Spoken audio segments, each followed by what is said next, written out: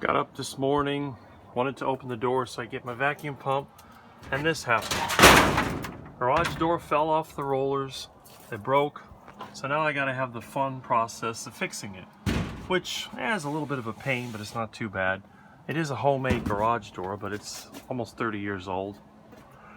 So I went out to the van, and I drove over to Lowe's, and I was able to get a couple of rollers. I tried Home Depot, but of course they didn't have it.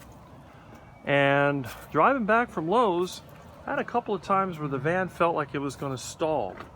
It ran kind of slow, and then I let off the accelerator, and then it started up again, and a couple more times it acted weird, especially when I went over a bump. So what I decided to do was to go ahead and I got underneath the van. I took off the pre-filter, and I also got under the hood and took off the main fuel filter, which is back in here, that one that I put back in December.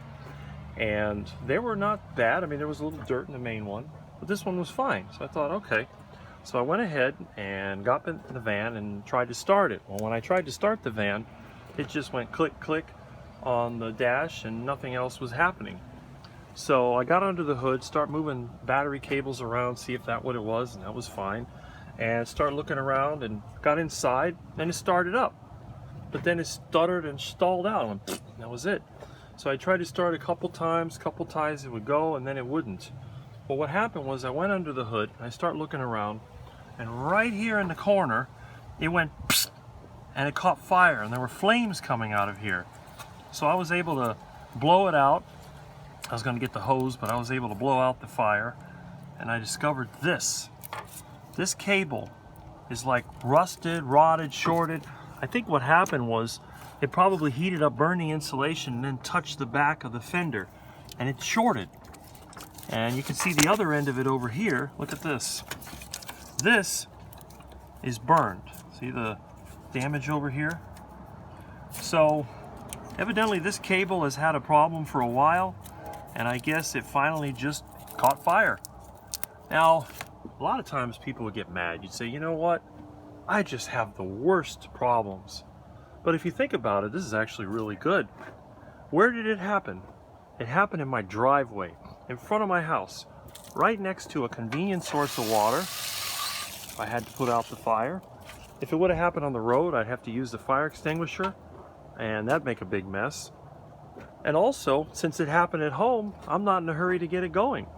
So now I can look through here and check out some more of these wires and see what else might be wrong. So, believe it or not, this turned out to be sort of a blessing in disguise.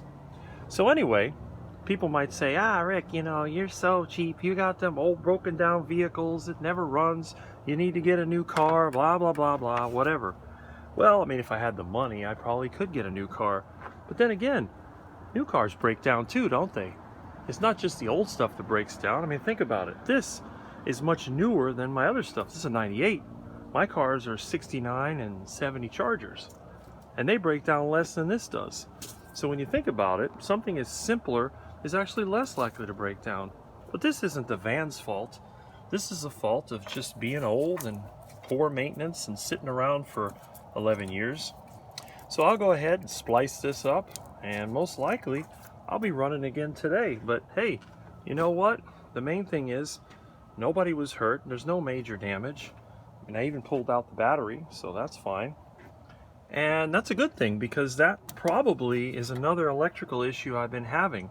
So I've had to keep the battery disconnected.